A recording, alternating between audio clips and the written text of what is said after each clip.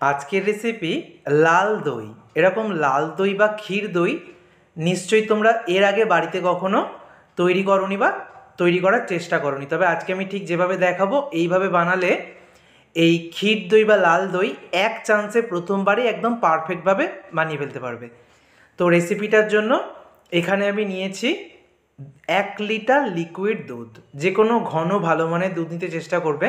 দুধটা হালকা হাত সহ গরম হলে তখন আমি দুধের মধ্যে দিয়ে দিচ্ছি গুঁড়ো দুধ। দুধের মধ্যে 4 চামচ গুঁড়ো দুধ দিচ্ছি। 1 লিটার দুধের জন্য 4 চামচ, আর হাফ লিটার দুধে বানালে 2 চামচ দেবে। খুব ভালো করে গুঁড়ো দুধটাকে মিশিয়ে নেব। গুঁড়ো দুধটা দিলে দুধটা ঘন হয়ে যাবে আর দইটা খেতেও খুব ভালো লাগবে। এবার দুধটাকে ফুটিয়ে নিতে হবে।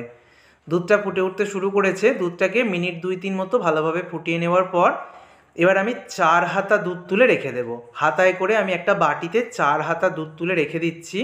এটা কেন রাখলাম সেটা আমি পরে তোমাদেরকে বলছি। এবার দুধটা ফুটতে থাক। দুধটা এদিকে ঘন হতে বসিয়ে দিলাম। অন্যদিকে আমি এখানে একটা কড়াইতে 3 হাতা দিয়ে দিচ্ছি চিনি। তোমরা 4 হাতাও দিতে পারো। চিনির ক্যারামেল বানিয়ে নেব। গ্যাসের ফ্লেমটাকে এখন আমি হাইতে রেখেছি। আর দেখো চিনিটা আস্তে আস্তে গলতে শুরু করেছে। চিনিটা যখন অনেকটা গলে যাবে, কালারটা চেঞ্জ হতে শুরু করবে, তখন গ্যাসের ফ্লেমটাকে একদম কমিয়ে দিয়েছি আর একভাবে নেড়ে চেড়ে এটাকে পুরোপুরি গলিয়ে নেব। আর দেখো পুরোপুরি যখন চিনিটা গলে যাবে, কালারটা খুব সুন্দর চলে এসছে। আমি গ্যাস এখন অফ করে দিয়েছি।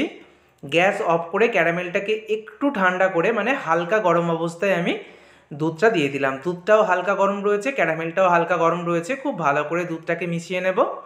দুধটা খুব ভালো করে মিশে গেলে দেখো ক্যারামেলের খুব সুন্দর কালার চলে এসছে।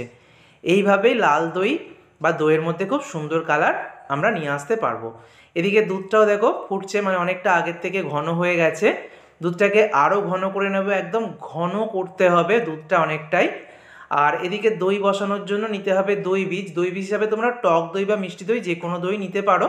তো আমি 3 চামচ দই একটা ছাঁকনির মধ্যে দিয়ে দিচ্ছি। জলটা ঝরে যাবে। আর দইটা কিন্তু নর্মাল তাপমাত্রার নেবে, ফ্রিজের ঠান্ডা নেওয়া যাবে না। যদি ফ্রিজে থাকে আগে থেকে বার করে গরম করে নেবে। এবারে দেখো যে ক্যারামেলটা বানিয়ে রেখেছিলাম সেটা ঠান্ডা হয়ে গেছে। আমি দুধের সাথে মিশিয়ে নিচ্ছি।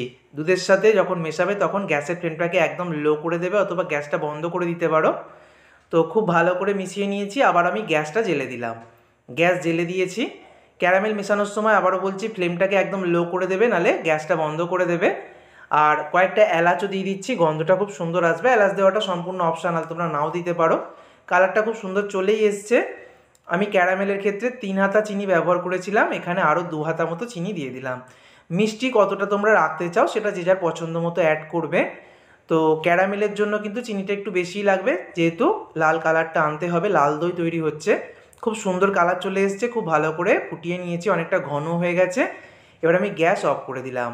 গ্যাস অফ করে এটাকে নেড়ে চেড়ে দেবো। এটাকে হালকা হাত সহ গরম করে নেব, মানে পুরোপুরি ঠান্ডা করবো না, হালকা হাত সহ গরম। আর যে দই বীজটা জল ঝরতে দিয়েছিলাম সেটা জল ভালো করে ঝরে গেছে।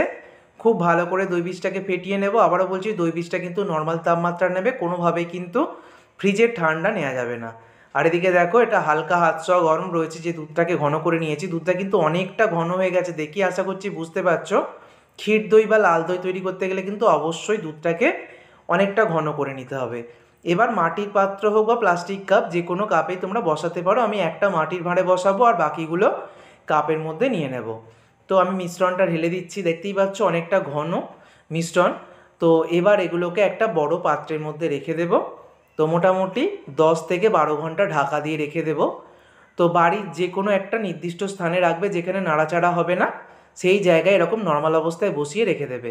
তো আমি এটাকে ডাইনিং টেবিলের ওপর দেখো বসিয়ে দিয়েছি একটা বেডশিট পেতে, আর ওপর থেকে একটা এরকম কম্বল বা ব্ল্যাঙ্কেট চাপা দিয়ে দিচ্ছি। এতে করে গরম ভাবটা বেশি ভালো আসবে আর দইটাও তাড়াতাড়ি বসে যাবে।